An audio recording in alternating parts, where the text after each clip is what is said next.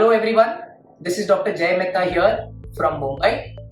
In today's video, we are going to discuss how does Asherman syndrome develop. ये Asherman syndrome develop कैसे होता है? Asherman syndrome वो condition है where the lining of the uterus is stuck to each other. अंदर से uterus की lining एक दूसरे को चिपकी हुई होती है. इसको एक्सप्लेन करने के लिए मैं थोड़ी सी यूट्रस की एनाटॉमी, जो यूट्रस की रचना है, वो आपको समझाऊंगा. नॉर्मली कोई भी लेडी के यूट्रस के 3 हिस्से रहते हैं. आउटर लेयर जिसे बोलते हैं सीरोसा, मिडल लेयर और द मसल जिसे हम बोलते हैं मायोमेट्रियम, और मायोमेट्रियम के अंदर एक रहता है टिश्यू जिसे बोलते हैं एंडोमेट्रियम. इस चीज को हम यूट्रस की कुशन, यूट्रस की गद्दी, यूट्रस का बेड जहां पे एम्ब्रियो मतलब बेबी का ग्रोथ और इम्प्लांटेशन होता है, इसे कहते हैं. अब काफी बार कोई सर्कमस्टेंसेस की वजह से ये जो अंदर की लाइनिंग है, ये जो अंदर का बेड है जिसे हम एंडोमेट्रियम बोलते हैं, उसके वॉल्स एक दूसरे को चिपक जाते हैं. नॉर्मली देखिए ऐसे गद्दी जैसा है, सेपरेट रहता है, बट काफी बार कोई कंडीशंस की वजह से वो चिपक जाता है. जब कभी भी वो चिपक जाता है, उस चीज को हम एशरमैन सिंड्रोम बोलते हैं.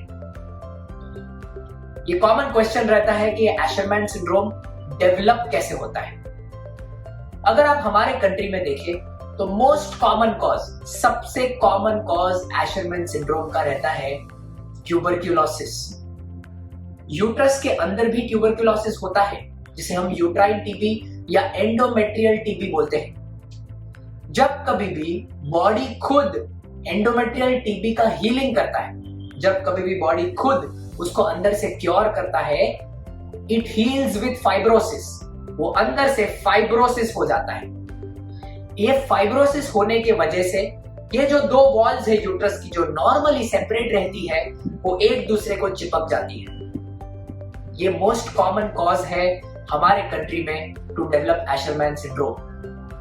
इसके उपरांत second most common cause is after dilatation and curettage.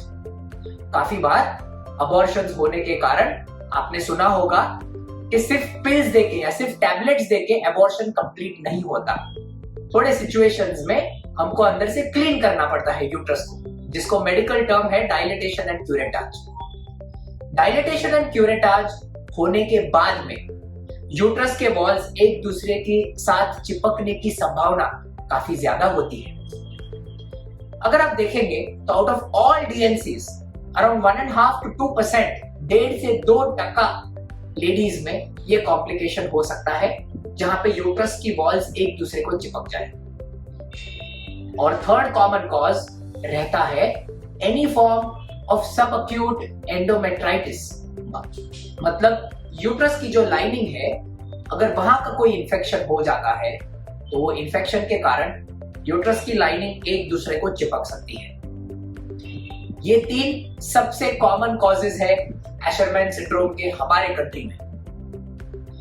The rare causes, जो कॉजेज थोड़े से कॉमन नहीं है, वो हो सकते हैं यूट्राइन ट्रॉमा, एक्सीडेंट होने की वजह से, कीमोथेरेपी होने की वजह से, रेडिएशन थेरेपी होने की वजह से.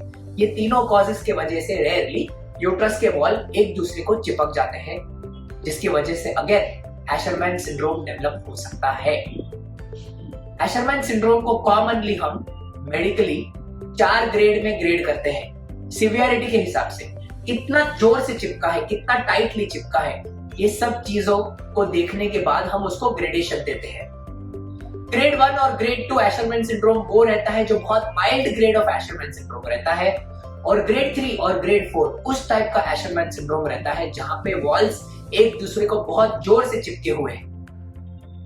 बिकॉज ये वॉल्स दोनों को एक दूसरे से एकदम जोर से चिपके हुए हैं, 2 चीजों पे बहुत गहरा असर पड़ता है. The commonest symptom of Asherman syndrome is reduced menstruation और लैक ऑफ मेंस्ट्रुएशन, जिसे हम बोलते हैं एमेनोरिया. मतलब कोई लेडी का जो पीरियड का फ्रीक्वेंसी रहता है वो पहले के कंपेयर में काफी कम हो जाता है एशरमैन सिंड्रोम डेवलप होने की वजह से. और सीवियर केसेस में जब लाइनिंग एक दूसरे को कंप्लीटली चिपकी हुई रहती है, तब वो पर्टिकुलर लेडी को पीरियड्स ही नहीं आते। इसे हम बोलते हैं कंप्लीट एमेनोरिया। इसके उपरांत इनफर्टिलिटी एक बहुत कॉमन साइड इफेक्ट है of Asherman syndrome. Asherman syndrome को लेके, उसके डायग्नोसिस को लेके, उसके ट्रीटमेंट्स को लेके हम आगे के वीडियोस में इस चीज पे डिस्कशन करेंगे। If there are further doubts on Asherman syndrome, you can post them in the comments box. मैं या मेरे कोई टीम मेंबर्स आपको इस चीज का आंसर देने की कोशिश करेंगे। Thank you so much.